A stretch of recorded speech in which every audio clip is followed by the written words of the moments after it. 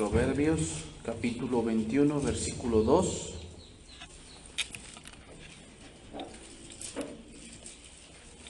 Vamos a continuar con nuestra serie que iniciamos la semana pasada, la autoridad delegada. Es el tema número 2 de esta serie. Continuamos con nuestro tema, cada uno hacía lo que bien le parecía. Cada uno hacía lo que bien le parecía. Proverbios capítulo 21, versículo número 2.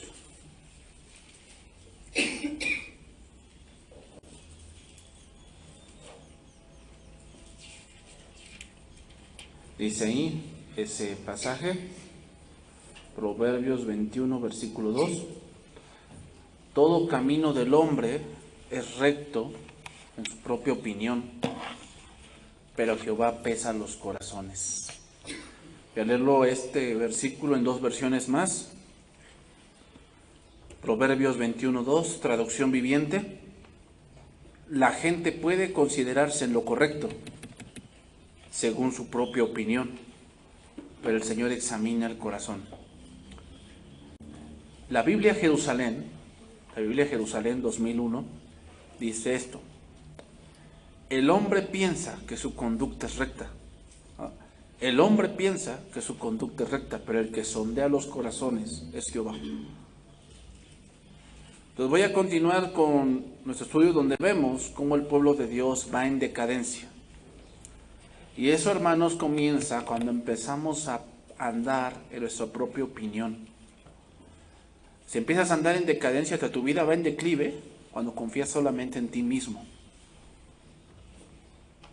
En Proverbios 3:5 dice esto: confía en el Señor con todo tu corazón y no dependas de tu propio entendimiento.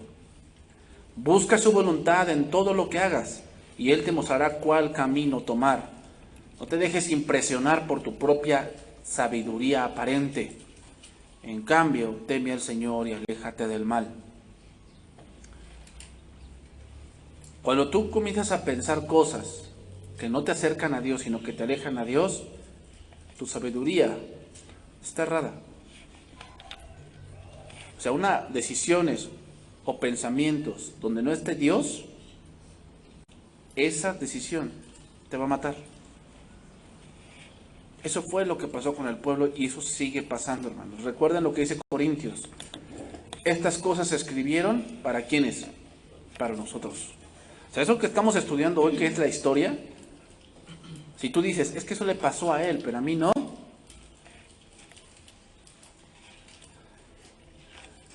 Es como pensar que contigo la gravedad no funciona. ¿Crees que eso es cuerdo pensarlo? ¿Que a ti la gravedad no te afecta?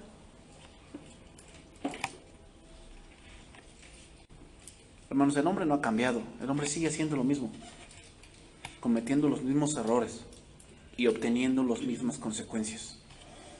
Entonces aquí empieza la decadencia, hermanos. Empezamos a andar por sentimientos, por pensamientos que se basan en hombres caídos, ¿verdad? Es decir, empezamos a basar nuestra vida en pensamientos de hombres que ni conocen a Dios, simplemente porque vemos que parece que a ellos les va bien. Entonces pensamos que yo también puedo.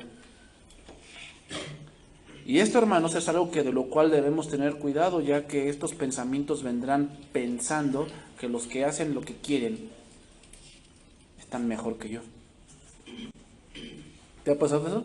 Que tú ves a alguien malvado, a alguien que pues no va a la iglesia, no conoce a Dios y parece que le va mejor. Vamos a ver el Salmo 73, lo voy a leer en palabra de Dios para todos ese verso. Voy a leerte rápidamente ese verso para continuar con nuestro estudio. Pero quiero decirte que ese pensamiento va a llegar, o sea, que tú vas a ver gente allá afuera, bueno, tú quieras, en tu trabajo, en la escuela, en la calle, que ves que hace lo que quiere, o sea, que lleva una vida muy desordenada. O sea, no quiere decir que debemos llevar una vida perfecta, pero hay gente que de verdad lleva una vida muy desordenada, muy desordenada, y parece que no le pasa nada, ¿verdad? Entonces como que te entra ese gusanito o ese pensamiento de decir, entonces se puede y no me va a pasar nada. Dice ahí, Salmo 73:1, dice, Dios es realmente bueno con Israel, bueno con los de corazón puro. Aquí está hablando Asaf, Estoy leyendo palabra de Dios para todos, Salmo 73. Dice, yo estuve a punto de tropezar y por poco me alejo del camino. Dice, sentí envidia al ver que los perversos tenían éxito y los arrogantes se enriquecían. Vi que los perversos de nada se privan en toda su vida, dice, y tienen el cuerpo sano y fuerte. O sea, hacen lo que quieren, van de borrachera en borrachera, van de marihuana en marihuana, y parece que su cuerpo que no le pasa nada. O sea, yo no les veo que, te va a dar cirrosis, se te van a cristalizar los pulmones, el hígado, vas a ver cómo tu estómago, no, yo los veo tranquilos. Al otro día, pues sí, se levantan con resaca, pero pues bueno, se toman unos chilaquilitos y ya, como si nada hubiera pasado, ¿no? Dice, vi que los perversos de nada se privan en toda su vida. Versículo 5, no tienen que sufrir para sobrevivir, como me toca a mí, ¿va? O sea, yo veo que siempre hay dinero, siempre tienen dinero. Siempre hay dinero para el chupe, siempre tienen. Y yo sufro pues, por pasar el día. Como que no hay una concordancia, ¿no? Yo trato de servir a Dios, yo trato de buscar a Dios y sufro para pagar mis gastos. Y esos hombres que hacen lo que quieren como que tienen dinero. Dice ahí, por eso la arrogancia es su collar y la violencia es su vestido. Dice, los ojos se les saltan de lo gordo que están. No pueden disimular sus malas intenciones. O sea, son gente lujuriosa, avariciosa, que siempre piensa hacer un mal a alguien. Dice, se burlan de los demás y arrogantes, amenazan con maldad y opresión. Dice, con su boca se enfrentan al cielo y con su lengua dominan la tierra. O sea, son hombres de un lenguaje muy soez, un lenguaje muy maldiciente, la verdad. Por eso la gente se hace al lado de ellos y les hace caso. Esos perversos dicen, ¿es que Dios se va a enterar? ¿Acaso el Dios Altísimo tiene entendimiento? O sea, ¿a poco Él no está de acuerdo conmigo? Si no estuviera de acuerdo conmigo, ¿por qué no me pasa algo? Son perversos y sin embargo fácilmente se hacen más ricos cada vez. Así que, ¿qué motivo tengo para ser bueno? ¿No pensaríamos eso también nosotros? ¿Qué motivo tengo para ser bueno? ¿Para qué vengo a la iglesia? ¿Para qué me cuido yo? O sea, ¿para qué digo, no, esto no lo debo de hacer porque sé que me va a traer algo? ¿Por qué me abstengo si ellos lo hacen y no les pasa nada? O sea, ¿por qué debo tener un corazón puro? Es que sufro todo el tiempo, dice, cada día soy castigado. Dice, Dios mío, yo quise hablar de esto con alguien, pero temía que si lo hacía estaría traicionando a tu gente. Dice, versículo 6, dice, me esforcé por entender lo que sucedía, pero fue muy difícil para mí. Dice, solo cuando fui a tu templo pude entender. Hermanos, Asaf pasó por un punto al ver la degradación de muchas personas. Hermanos, vienen esos pensamientos, esos razonamientos basados obviamente en puntos terrenales. Ya que fue hasta que entró en el templo cuando entendió cosas espirituales. Entonces, hermanos, entendemos que la decadencia empieza por empezar a andar en lo que yo creo, pienso y siento. Ahí empieza la decadencia de tu vida. Entonces, recapitulo lo que vimos la semana pasada para retomar hoy. Comenzamos por Josué, quien fue el sucesor de Moisés e introdujo a Israel a la tierra prometida. Después de Josué vinieron los jueces, donde se ve cómo el pueblo está cada vez más y más va decayendo y se va volviendo más insensible. El primer juez fue Otoniel, después vino Ahod, Samgar y después Débora. Continuamos entonces con el quinto juez, donde, hermanos, aquí viene más degradación y es lo que trae el hambre de poder. Hambre de poder. El quinto juez fue Gedeón. Vimos, Gedeón era un hombre miedoso. Era un hombre que no creía en Dios. No creía en Dios. O sea, muchos decimos, es que le pidió señal y Dios no. ¿Sabes por qué Dios le dio señal? Porque era un incrédulo. ¿Te das cuenta cómo va la degradación? Necesitamos más cosas para creer. Más cosas para creer. Y así pasa, ¿verdad? O sea, está una familia y los padres creen a Dios, pero los hijos les cuesta creer. Y necesitan como que más cosas para creer, ¿verdad? No creen en verdad. Y requieren más pruebas para creer. Eso es como un Gedeón. Eso es decadencia. Vamos a leer un pasaje de esto. Vamos a empezar ahí en Jueces, capítulo 6, versículo 25. Ese es va a ser nuestro libro base, hermanos, así que no lo pierdan. Jueces 6, 25. Vamos a empezar a leer algunos párrafos. ¿Okay? No vamos a leer todo, solamente vamos a leer algunos puntos para puntualizar algo. Jueces, capítulo 6, verso 25. ¿Ok?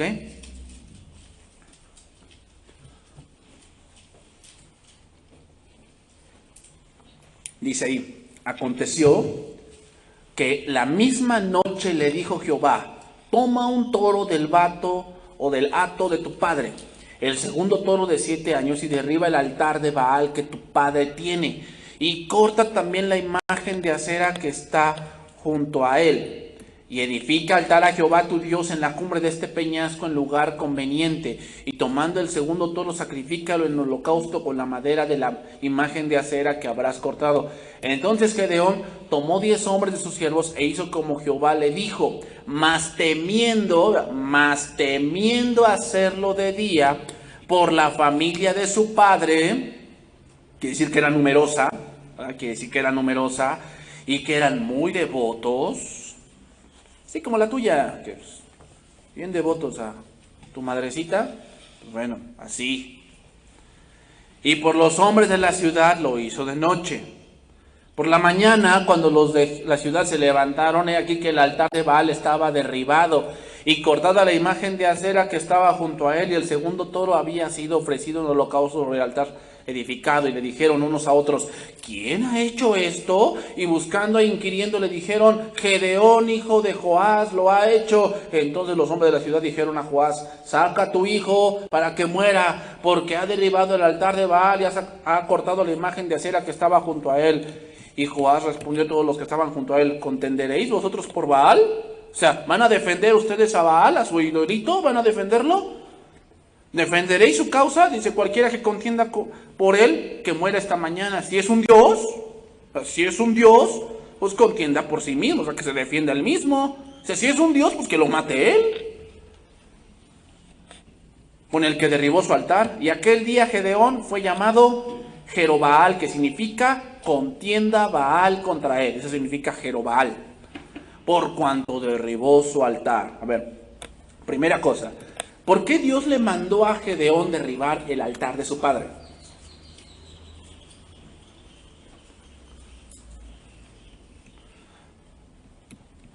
La pregunta entonces sería esta: ¿a quién le temía Gedeón? ¿A Baal o a su padre?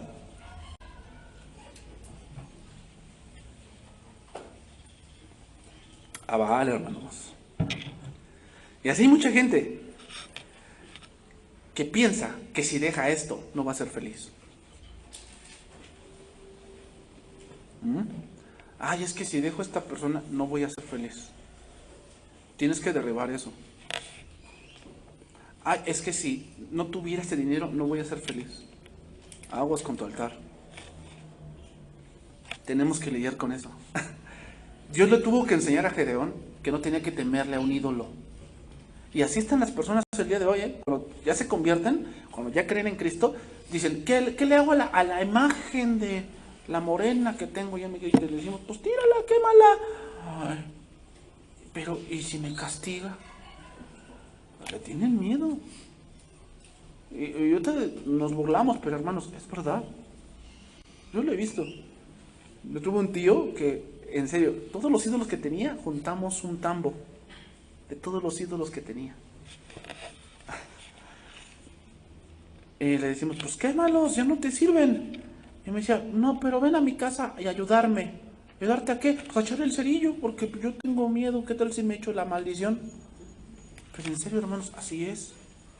Pero digo, así, a lo mejor tú dices, yo no le tengo, yo lo rompo y toda la cosa. Sí, ok. Pero hay muchos que tienen ídolos que no son de madera. Y eso, hermanos, hace que tu autoridad se anula, porque le tienes miedo a algo.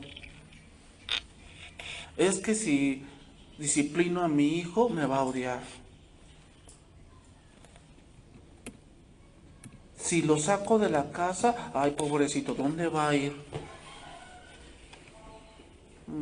¿Tienes miedo, Gedeón? ¿Tienes miedo de derribar el altar? Ay, es que si me salgo de este trabajo, ¿qué voy a hacer? ¿Tienes miedo? ¿De Baal? Recuerda que la palabra Baal significa Señor. De ahí viene Baal Zebut, que significa Señor de las moscas. Era una burla, eso, Baal Zebut. Pero, ¿tienes miedo? No, Dios le tuvo que enseñar a Gedeón que Baal no era nadie. Y después, solo después de eso, hermanos, Dios envía a Gedeón a combatir a los madianitas. Después de haber derribado el ídolo de su corazón, ya que aquí Gedeón ya no tenía miedo. Después de que derribó el altar de su padre, cuando fue con los madianitas, ya no tuvo miedo. Fue y lo hizo. O sea, mira, le tenía más miedo a un ídolo que enfrentarse a un ejército. Así pasa, hermanos, así pasa. Y sabes, cuando tienes miedo a un ídolo, tu autoridad es nula. Porque no vas a hacer lo que tienes que hacer. Obtiene una victoria asombrosa Gedeón, y con esto, hermanos, Israel quiere hacerlo rey. ¿Ya? Israel ya tiene el pensamiento aquí de hacer rey a Gedeón. Y hermanos, cuando tenemos ese pensamiento, habla de que queremos seguir al hombre. Vamos a leer un pasaje.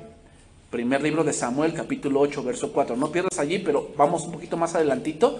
Vamos a llegar ahí en esta serie, hermanos, vamos a llegar ahí a ese punto, pero quiero remarcarlo aquí. Primer libro de Samuel, capítulo 8, verso 4. Dice ahí, primer libro de Samuel, capítulo 8, verso 4, dice: entonces todos los ancianos de Israel se juntaron y vinieron a Ramá para ver a Samuel.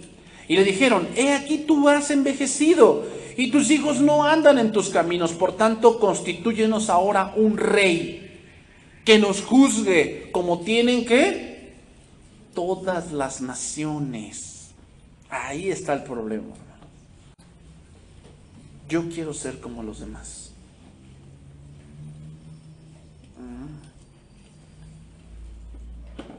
Cuando Dios te dirige tu vida, algo pasa que tú tienes una vida distinta a la del mundo.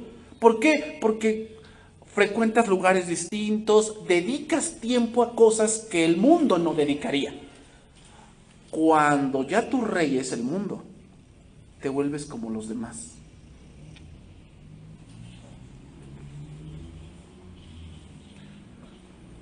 Ve la vida, y así es.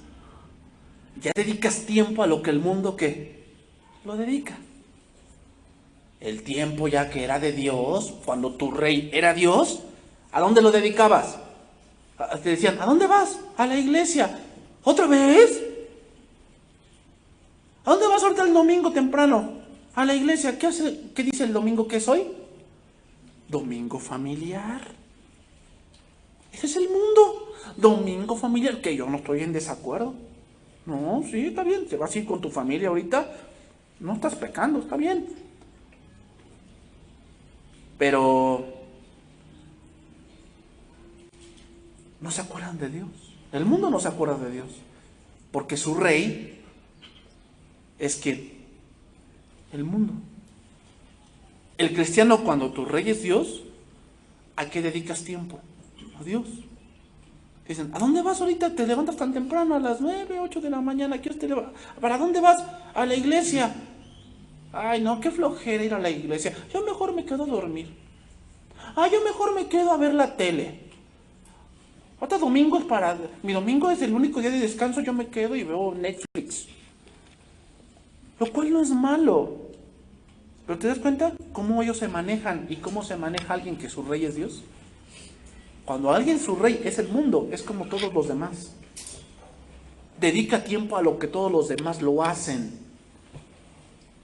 Dice ahí: pero no agradó a Samuel esta palabra que dijeron: danos un rey que nos juzgue. Y Samuel oró a Jehová, Y dijo Jehová a Samuel, oye la voz del pueblo y de todo lo que digan, porque no te han desechado a ti, sino a mí me han desechado, dice ahí, ¿para que qué? Para que no reine sobre ellos. En ese momento de Gedeón, ¿quién reinaba? Jehová reinaba. Jehová reinaba. Pero en este momento, ¿quién querían que reinara?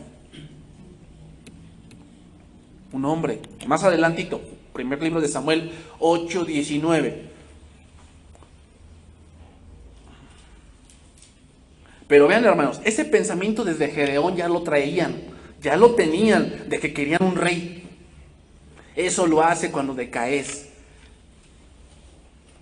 Ya no entiendes que el que gobierna tu vida es Dios. Quieres un hombre que te gobierne.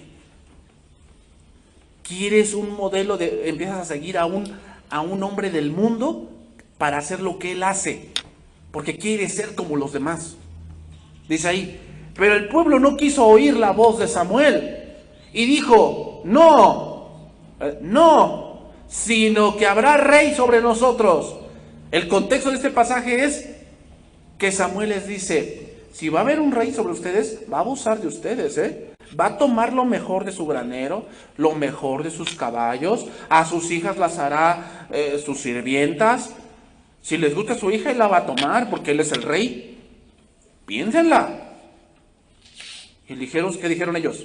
No, sino que habrá rey sobre nosotros. Es como cuando te dicen, piénsatela bien. Mira, si tomas ese tiempo y le quitas el tiempo a Dios, va a suceder esto y esto y esto. Y si tú no te alimentas bien, va a suceder esto. Y si tú te metes con esa mujer o te metes con ese hombre, te va a suceder esto. ¿Y qué dice? El que quiere rey sobre él. No, sino que habrá rey sobre nosotros. Decadencia.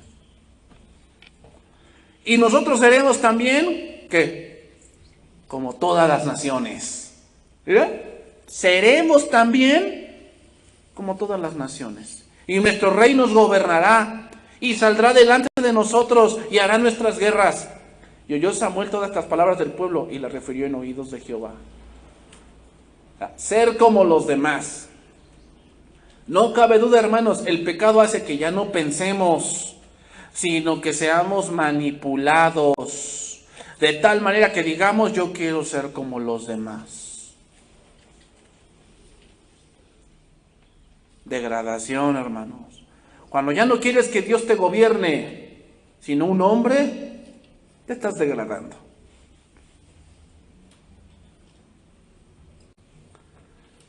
Ahora, ¿qué los detuvo? Regresamos a Jueces. ¿Qué los detuvo? ¿Sabes quién los detuvo? Gedeón mismo. Gedeón mismo los detuvo. Jueces 8:22. Regresamos a ese capítulo. Jueces 8:22. Dice ahí. Y los israelitas dijeron a Gedeón, sé nuestro Señor, tú y tu hijo y tu nieto, pues que nos has librado de la mano de Madián. Y Gedeón respondió, no seré Señor sobre vosotros, ni mi hijo os señoreará. Jehová, ¿qué dice ahí? Señoreará sobre, o sea, Jehová nos está gobernando, yo no voy a ser rey. Sin duda Gedeón mostró humildad, mostró sabiduría, pero Gedeón no era perfecto. Gedeón no era perfecto. Gedeón hizo un efod de oro. ¿Y sabes qué? Dice, fue tropezadero para el pueblo. Fue tropezadero para el pueblo. Israel por 40 años tuvo paz mientras Gedeón vivió. ¿Y sabes qué? Gedeón tuvo 70 hijos. Ay.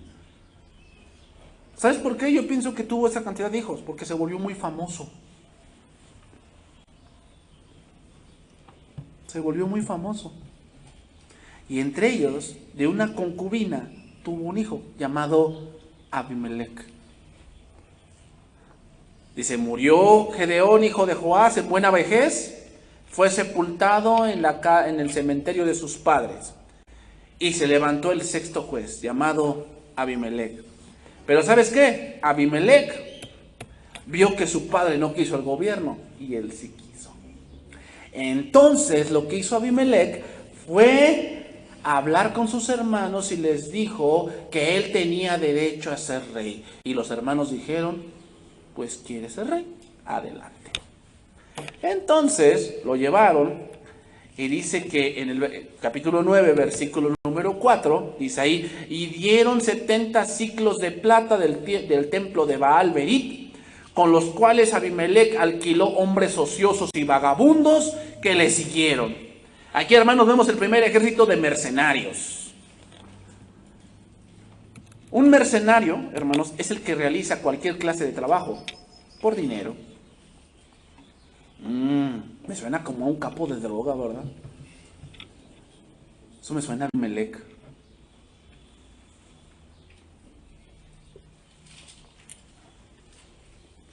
Pregunta, ¿con qué dinero se pagó ese ejército? Con dinero de Baal Berit, o sea, de un dios pagano. ¿Sabes qué significa eso? La autoridad trabajando por dinero. No hay amor, no hay respeto, solamente hay interés y solamente hay avaricia. Eso es lo que está pasando ahí. ¿Te das cuenta de la degradación de un hombre, Gedeón? Ahora viene un hijo que se convierte también en asesino. Dice versículo 5, y viniendo a la casa de su padre Nofra, mató a sus hermanos. ¿Cómo ves? Y los hijos de Jerobbaal, 70 varones. Solamente quedó uno, llamado Jotam, el hijo menor que se escondió. ¿Te das cuenta de la degradación? El hijo matando a sus hermanos. Eso no había ocurrido. Ahora ocurre por hambre de poder. Sigue diciendo. Y te voy a decir aquí algunos puntos importantes. Aquí es la primera vez, hermanos, que Dios no interviene en la elección de un líder. Es la primera vez que Dios no interviene en la elección de un líder. Dice el versículo 6, entonces se juntaron todos los de Siquem con toda la casa de Milo y fueron y eligieron a Abimelec por rey cerca de la llanura del Pilar que estaba en Siquem. Vieron que mató a sus hermanos y que era un hombre asesino, arrogante, avaricioso, que tenía un ejército de gente ociosa y vagabunda. Pues ya ahora ya el chavito ya es el líder de la banda. ¿Y quiénes son los de la banda? Ociosos y vagabundos. No tienen nada que hacer. No, son puros gente de nini, ¿verdad? Ni trabaja, ni estudia, ni quiere estar en su casa, pero ahí andan haciendo maldades por la calle, ¿verdad? Robándose lo que no deben, fraudeando, mintiendo, rompiendo vidrios. Ahí está Abimelec. Abimelec gobierna por 3 años, hermanos. Pero el mal tiene 2 enemigos. El bien y el mismo mal.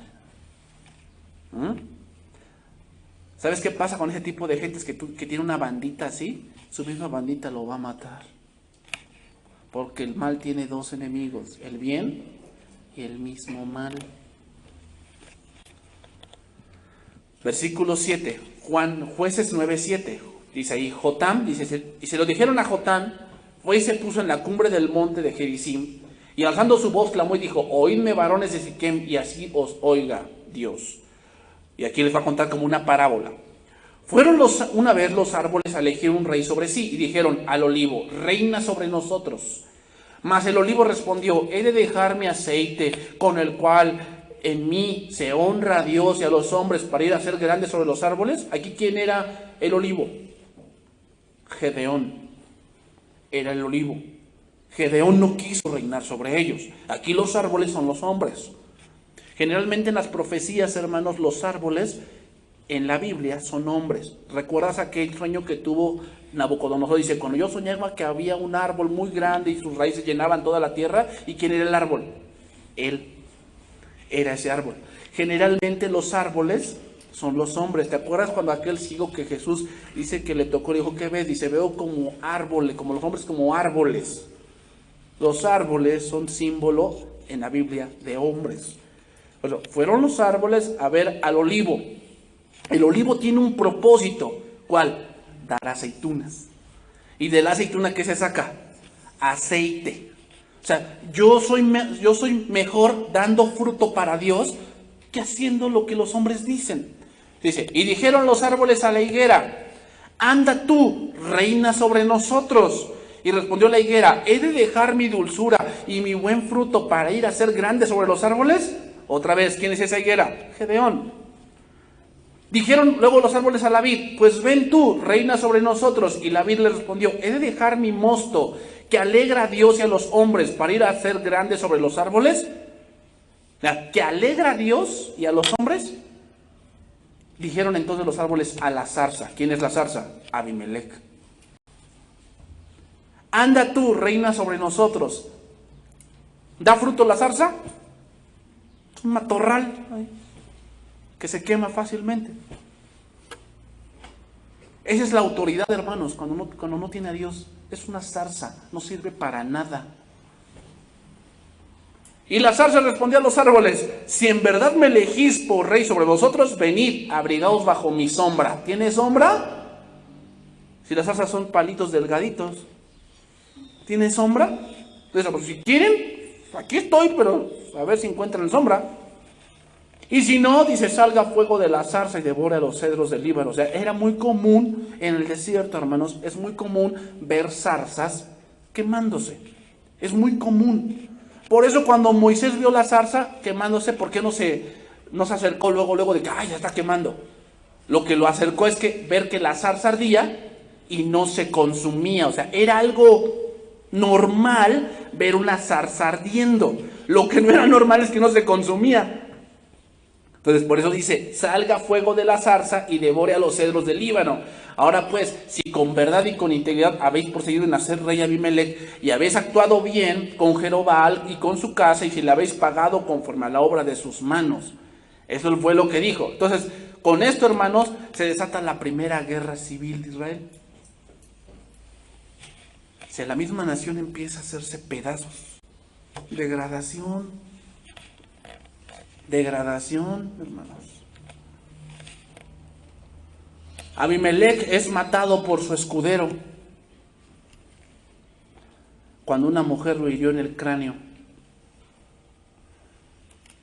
Tuvo que ser una mujer quien lo matara porque los hombres, ¿qué? Le tenían miedo a Abimelec. Le tenían miedo a Abimelec.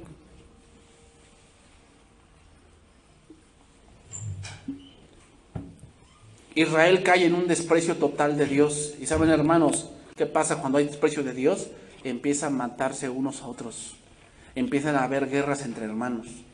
El séptimo juez, hermanos, fue Tola. No se dice mucho de él. Ahí en Jueces capítulo 10, versículo 1. Dice que después de Abimelec vino Tola. Fíjate, aquí vemos algo importante. No se ve que el pueblo clamara por ayuda. Se ve que el pueblo empezó a entrar en un conformismo. O sea, vivimos así, sí, no tenemos mucho, pero bueno, así la pasamos. El octavo juez fue Yair, capítulo 10, versículos del 3 al 5. Ahí se encuentra ese juez. Pero vemos, hermanos, Dios ya no interviene en la elección del pueblo para escoger un líder. Ya no está interviniendo. O sea, ya hay más decadencia. Al principio Dios levantaba gente, ahora es el mismo pueblo quien lo pone. Cuando vemos que una iglesia ya pone sus propios pastores, aguas, Las cosas no se manejan así, de que a ver, ¿quién le gusta a fulano? Ya levantan la mano. Como ya me cayó gordo, lo quitamos y ponemos otro. Eso es decadencia, No se puede manejar así. Así no se manejan las cosas. Cuando el pueblo elige, hermanos, siempre irá decayendo más y más hasta caer en la anarquía. El noveno juez que se levanta fue Jefté, de la tribu de Manasés. Jueces capítulo 10, verso 7. Jueces 10, 7. Y se encendió la ira de Jehová contra Israel y los entregó en mano de los filisteos y en mano de los hijos de Amón. los cuales oprimieron y quebrantaron a los hijos de Israel en aquel tiempo 18 años. ¿Cuánto? 18 años. Y todos los hijos de Israel que estaban al otro lado del Jordán, de la tierra del amorreo que está en Galaad, y los hijos de Amod pasaron al Jordán para hacer también guerra contra Judá y contra Benjamín y la casa de Efraín, y fue afligido Israel en gran manera. Entonces los hijos de Israel clamaron diciendo: nosotros hemos pecado contra ti, porque hemos dejado a nuestro Dios y servido a los Baales. ¿Sabes cuánto tiempo pasó aquí? Desde Gedeón hasta este punto, 73 años.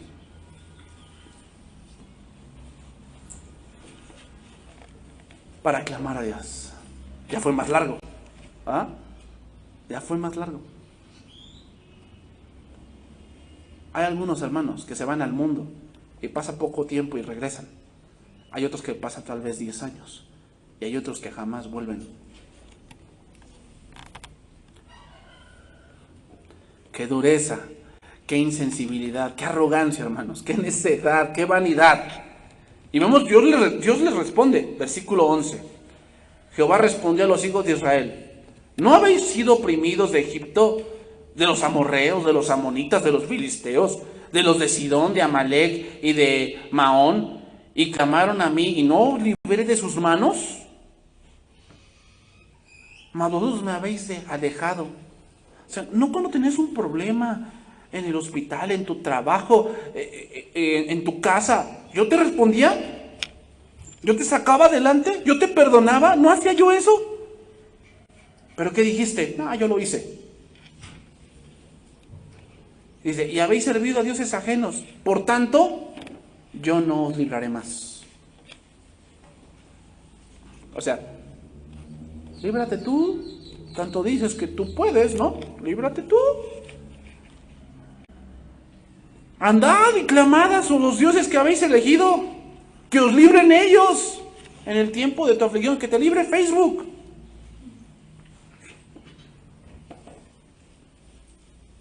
¿No?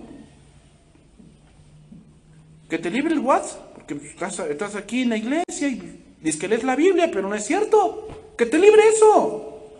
Que te libre la televisión.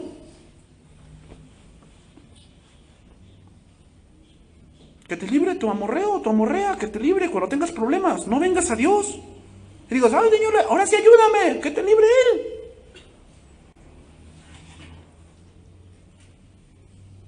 Que os libren ellos en el tiempo de vuestra aflicción. Versículo 15 dice: y los hijos de Israel respondieron a Jehová: hemos pecado.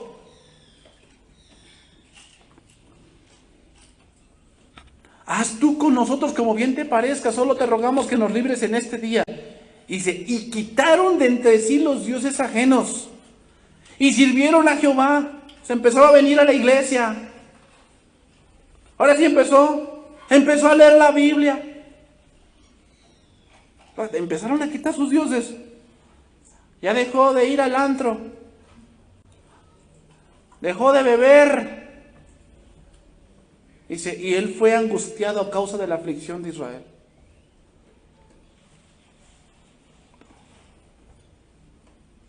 Ya fue más duro. ¿Sabes por qué Dios les respondió eso?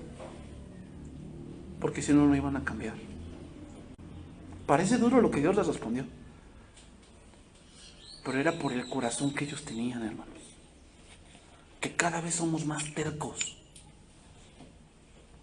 O sea, la primera vez como que sí la sentimos fuerte y como que regresamos, pero cuando caemos otra vez, nos volvemos más tercos. Y cuando pasa más tiempo, más tercos nos volvemos, más insensibles.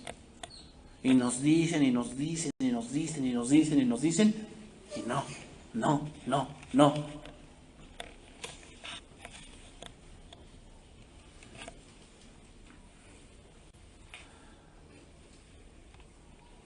Entonces, Jueces capítulo 10, versículo 17, se levantó Jefté. Jefté era hijo de una ramera, ¿no? Era hijo de una ramera. Dice: en esta ocasión, lo estoy en traducción viviente, Jueces 10, 17, en esta ocasión, dice, los ejércitos de Amón se habían juntado para la guerra y acamparon en Galat. Y el pueblo de Israel se congregó y acampó en Mizpa. Y los líderes de Galat se dijeron unos a otros. Los líderes de Galat se dijeron unos a otros: el primero que ataque a los amonitas será proclamado gobernante en todo el pueblo de Galat. O sea, a ver quién se anima, porque yo tengo miedo. A ver quién es el mero sabor ranchero. A ver, ¿quién se quiere animar? Otra vez, hermanos, miedo. Y ahí sale Jefté. Pero voy a puntualizar algo que hizo Jefté. Jefté, un punto que tuvo él malo, fue que hizo un voto absurdo. Jueces 11:30. Y Jefté, Jueces 11:30, y Jefté hizo voto a Jehová, diciendo: si entregares a los amonitas en mis manos, cualquiera que saliere de las puertas de mi casa a recibirme cuando regrese victorioso de los amonitas, será de Jehová, y le ofreceré en holocausto. ¿Por qué hizo ese voto, Jefté?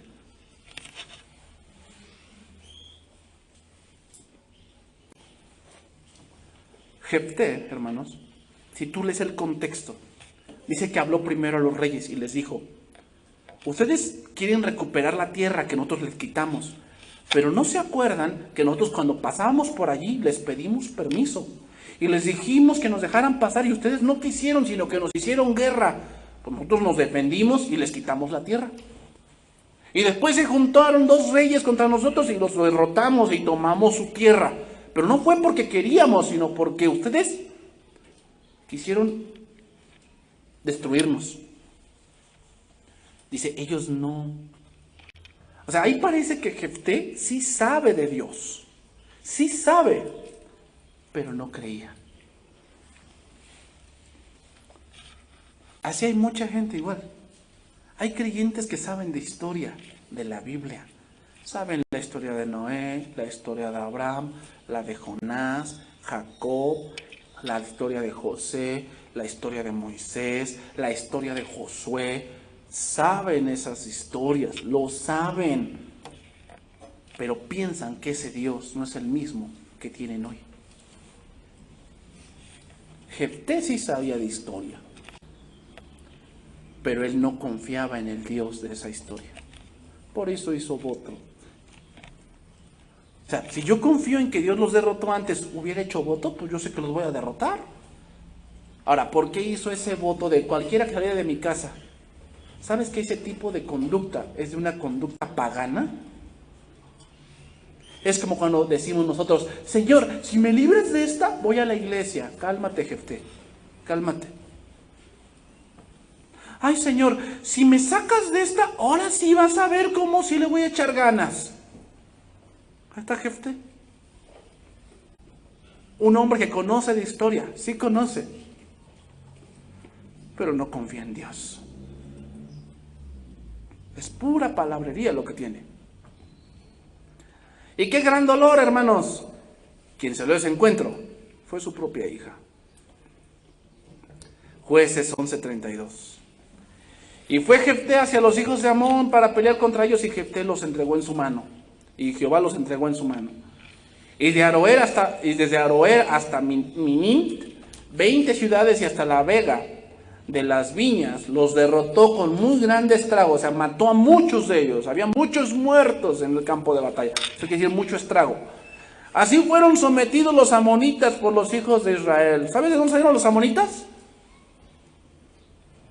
Del incesto de Lot. Ahí salió ese pueblo. Eran sus primos de Israel. ¿Sabes quién puede ser tu verdugo? Tu propia familia.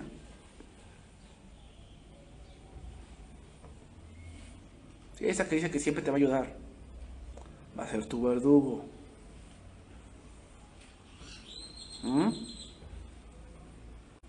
No lo digo yo, ahí está.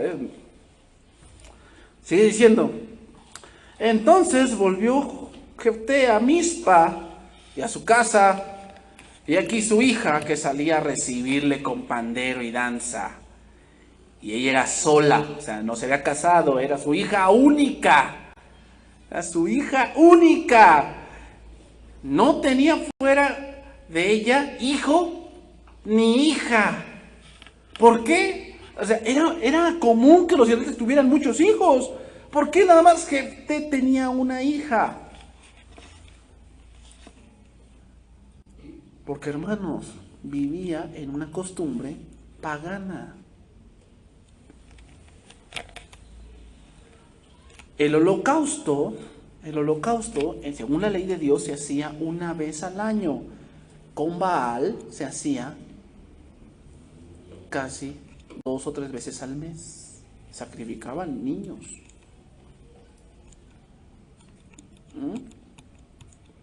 ¿Cómo vivía Jefté? O sea, quiero que veas esto, hermanos. Quiero que veas que Dios levantó gente. Pero esa gente, o sea, no la levantó Dios porque eran los mejores. No. Eran gente que se dispuso a obedecer a Dios. Pero en realidad muchos de ellos estaban contaminados por toda esa idolatría que había en Israel. Ese es uno de los peligros que tenemos como líderes, hermanos. Como cabezas de familias. No estamos en eso porque seamos los mejores. Pero tenemos que tener cuidado de lo que nos rodea.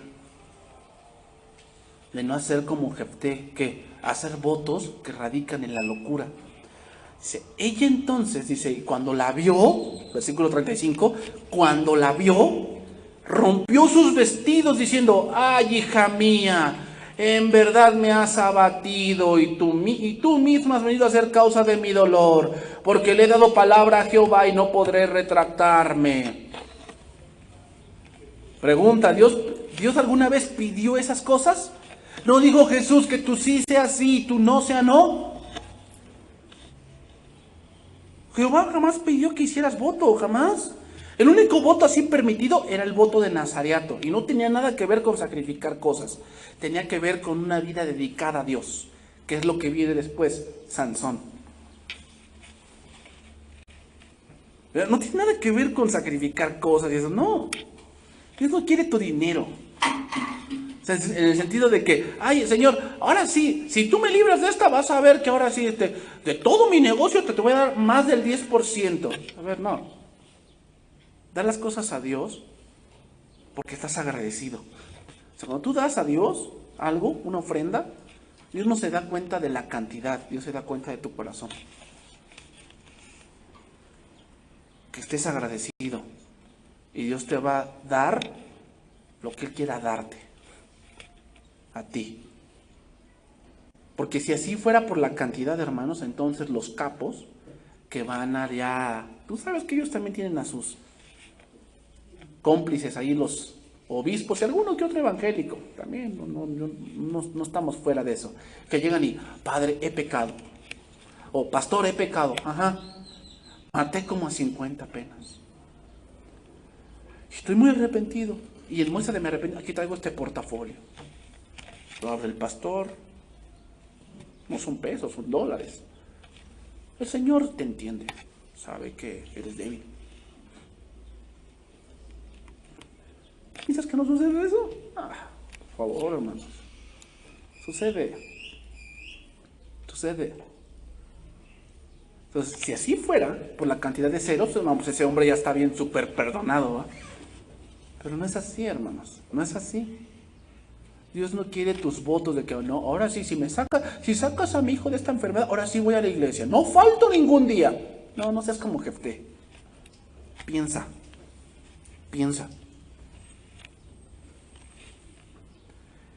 Y volvió a decir a su padre, versículo 37, concédeme esto. Déjame por 2 meses que vaya y descienda por los montes y llore mi virginidad y yo y mis compañeras. Él entonces dijo, ve. Y la dejó por 2 meses y ella fue con sus compañeras y lloró su virginidad por los montes. La costumbre en Israel, ¿te acuerdas de esta hija de David, Tamar, que abusó de ella Amnón, el hijo mayor de David? Dice que ella tenía un vestido que era exclusivo de las vírgenes.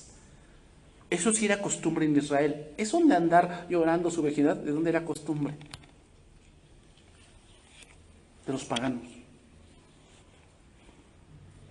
había mujeres, por sí con los griegos, que cuando la mujer se dedicaba a Dios, su Dios pagano, se dedicaban vírgenes, hacían eso. ¿Te das cuenta cómo va haciendo las cosas cuando la autoridad no conoce a Dios?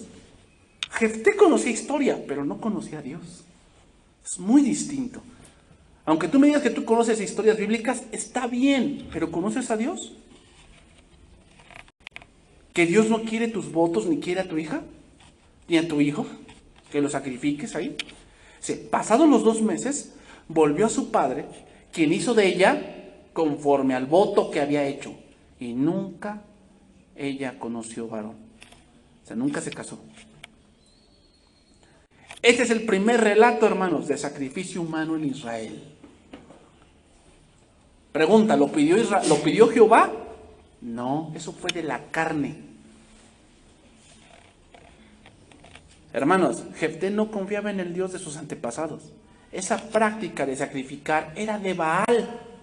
Hermanos, jamás un patriarca hizo algo así. Jamás. Ay, ¿qué me dice de Abraham? Eso no fue así. Recuerden que el punto ahí no es el sacrificio, es la prueba del corazón de Abraham. ¿Porque amaba a su hijo? Sí, sí lo amaba. Pero Dios lo probó para ver si lo amaba más a él. Decadencia, hermanos. Hace mucho que había perdido la fe en el Dios de Moisés. Jefté no tenía fe en Dios. Recuerda Jefté la historia, pero actúa como si Dios fuese Baal. Ese es otro problema, hermano. ¿Tú piensas que Dios es como San Pillín? ¿Tú piensas que lo que hacías con la morena de adornar la iglesia y vamos a hacer el mole y toda la cosa, es lo que Dios quiere ahora también? ¿Tú piensas eso? Ay, no lo que hicimos, sí, celebramos la obediencia de un hermano. Pero Dios no quiere que le sacrifiquemos pipián ni mole, como lo hacen los pueblitos. No hacen eso, es que es la fiesta del pueblo. ¿Qué hacen? Entonces también, ¿cuándo es la fiesta de aquí de Dios? Para que traigamos juegos y churros y hagamos mole también. Y hermanos, hay iglesias que se comportan así, y hay personas que se comportan así, que son cristianas, pero nada más que se cambiaron el nombre porque siguen actuando como católicas, pensando que se tienen que confesar, pensando que tienen que echar su limosna, pensando que si comen pan es como la hostia. Siguen pensando que Dios es Baal. No. Dios no es lo que te enseñaron tus padres. Dios es otra cosa. Y si quieres conocer a Dios, ahí está la Biblia. Y después, no conforme con esto, hermanos, viene otra guerra civil. Jueces capítulo 12, verso 1, y vámonos viendo ya por la parte final. Vamos terminando, que ya se me acabó el tiempo. Vamos a dejar a Sansón para la próxima semana y entraremos ya con el último juez, Samuel. Luego, dice, los hombres de Efraín movilizaron a un ejército y cruzaron el río. Lo estoy leyendo traducción viviente, Jueces 12:1. Hasta el río Jordán, hasta Safón. Entonces enviaron el siguiente mensaje a Jefté. ¿Por qué no nos llamaste para que les ayudásemos a luchar contra los amonitas? Queremos tu casa, quemaremos tu casa contigo adentro. Quemaremos tu casa. Jefté respondió, yo los convoqué cuando comenzó el conflicto, pero ustedes se negaron a venir. No quisieron ayudarnos a luchar contra Amón. De modo que, al ver que no vendrían, arriesgué mi vida y salí a combatir sin ustedes. Y el Señor me dio la victoria sobre los amonitas. Así que, ¿por qué vienen ahora a pelear conmigo? Otro conflicto. ¿Te das cuenta de la decadencia? Envidia. Envidia. Como ve que ahora Jefté es un hombre importante, ¿qué dicen los de Efraín? No, ¿cómo él se va a quedar con la gloria? ¿Y nosotros qué onda? Así pasa, hermanos, así pasa, decadencia. La gente de Efraín contestó: ustedes los de Galaad no son más que fugitivos de Efraín y de Manasés. Entonces Jefté reunió a todos los hombres de Galaad y atacó a los hombres de Efraín y los derrotó. ¿No se aguantó? ¿No se aguantó? O sea, imagínate, estaba dolido por su hija, por el voto tan insensato que hizo. Y ahorita le están picando la cresta. No, pues con ustedes me desquito, ¿no? Jefté tomó control de los vados del Jordán. Los vados del Jordán, hermanos, era una parte del Jordán que era muy baja, donde podían cruzar. O sea, no todo el Jordán es bajo, hay partes del Jordán que no puedes pasarlo más que nadando. Pero luego la corriente del Jordán pues, es muy fuerte, no conviene pasarlo. Entonces hay ciertas partes del Jordán donde se puede pasar, tal vez que el agua te llega a las rodillas. Son los vados. Entonces tomaron esas entradas para poder pasar. Así como que pusieron ahí una caseta, ¿no?, para cobrar, pero no iban a cobrar. Dice, y cada vez que un fugitivo de Efraín trataba de cruzar para volver a su tierra, porque Galaad estaba del otro lado del Jordán y Efraín estaba de este lado. Entonces, ¿dónde tienen que pasar? Por los vados del Jordán para pasar y llegar a su tierra. Entonces, cada vez que uno quería cruzar, los hombres de Galaad lo desafiaban, preguntándole, ¿eres miembro de los de la tribu de Efraín? Sí, decía el hombre. Si decía el hombre, no lo soy, ellos le pedían, ¿no? Bueno, a ver, di la palabra Shibolet. Shibolet. Y ellos decían, y si era de Efraín, no podía decirla, decía Sibolet. No puedes decirla. Cuello. Quiere decir que los de Efraín tenían un acento peculiar, como los veracruzanos, ¿verdad? Que los veracruzanos tienen un acento peculiar, los norteños también tienen un acento peculiar. Entonces no podían decir ciertas palabras. Entonces, sí, di Shibolet. Entonces él trataba, Sibolet. Lo mataban. Se mataban entre hermanos. ¿Sabes qué pasa con esto? ¿Esto nos da a entender? Cuando un pastor tiene conflicto con otro pastor y le dice a su iglesia, no se junten con fulanos porque no pueden decir Shibolet.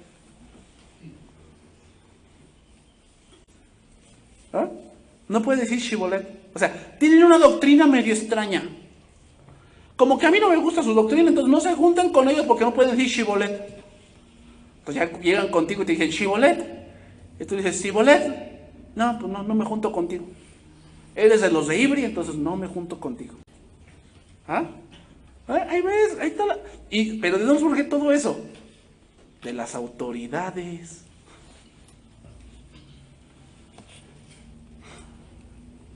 Dice, y mataron así a 42,000 de la tribu de Efraín. 42,000 por no poder decir Shibolet. Jefté, hermanos, fue un juez. Dice, Jefté fue juez de Israel durante 6 años. Cuando murió lo enterraron en una de las ciudades de Galaad. Ahora resulta, hermanos, que entre hermanos se ponen tropiezo para matarse. Y voy terminando. El 10º juez fue Ibsat. No se nombra mucho de él lo que tuvo que hacer, pero vemos que también no lo levanta Dios, sino que fueron levantando jueces. El 11º fue Elón. El 12º juez fue Abdón. El pecado del pueblo aumenta más y más y más y más, y vemos que el pueblo no clama. Y hermanos, hacer lo que bien me parece es entrar en una zona de confort. Es decir, mientras no sea a mí, pues que arda el mundo. Y entonces viene uno de los jueces más grandes, tal vez, que pudieron haber Dios levantado, Sansón. No me voy a quedar con esto. ¿Sabes por qué Sansón fue elegido desde el vientre de su madre? Porque mira, con Jefté, con Débora, con Otoniel, con Gedeón, con Abimelech, todos ya eran hombres ya desarrollados. ¿Por qué a Sansón desde el vientre de su madre? La respuesta está en Jefté. ¿Cómo le respondió Dios? Que te liberen tus dioses. ¿Por qué Dios les respondió de esa manera? Por su corazón. ¿Sabes por qué Dios eligió a Sansón desde el vientre de su madre? Porque el pueblo estaba tan contaminado de idolatría que ya no había nadie a quien Dios pudiese elegir. No había nadie. Entonces Dios eligió a quién? A Sansón, pero desde el vientre. Se lo apartó para que él librase a su pueblo y los hiciera volver completamente. Pero ¿sabes que él no pudo? Y después sigue el último juez que sí pudo hacerlo. ¿Quién? Samuel. Pero ¿a cuándo lo eligió a Samuel? Chiquito. Eso tiene que ver algo, hermanos, y debemos entender esto. Un niño, si no le enseñas cuando es niño, no va a ser el gran líder que tú piensas que puede ser. Si no le enseñas ahorita, no crees que cuando sea grande lo va a aprender, no, se va a volver un Sansón. ¿Cómo? Se va a ir tras el mundo, porque no le enseñas. Dios nos enseña algo ahí, o sea, ¿por qué Dios eligió a Sansón desde chiquito? Porque no había nadie en el pueblo que tuviera el corazón que Dios quería para sacar al pueblo. Por eso ya Dios tuvo que elegirlo desde chiquito, porque ya no había nadie. Pero lamentablemente, hermanos, Sansón es la más grande muestra de fracaso en la autoridad. Sí, hermanos. La vamos a ver la próxima semana. Termino con este pasaje, Hebreos 12:1.